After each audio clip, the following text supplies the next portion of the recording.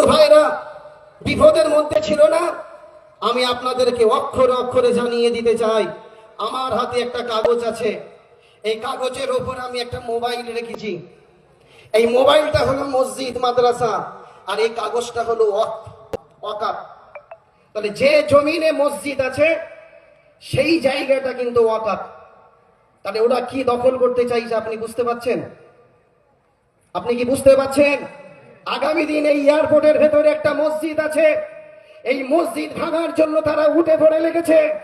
আমি আপনাদেরকে বলে দিয়ে যাই, আমরা যদি ঘরে বসে থাকি, আগামী দিন এরা কিন্তু প্রশাসনকে দাঁড় করিয়ে, কেন্দ্র বাহিনীকে দাঁড় করিয়ে এই মসজিদটা কিন্তু বুলডোজার দিয়ে ভেঙে দিয়ে যাবে।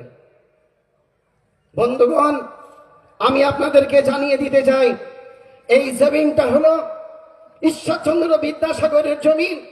এই ভারতের এই পশ্চিম বাংলার জমিনটা হলো কাজী নজরুল ইসলামের জমিন। এই জমিনটা হলো ফুরফুরার পীর আবু বকর সিদ্দিকের জমিন। এই জমিনটা কোনোদিন দখল করতে পারবে না। বন্ধুগণ, আমি সর্বশেষে একটা কথা বলে দিয়ে যাই, সমর্থন করেছে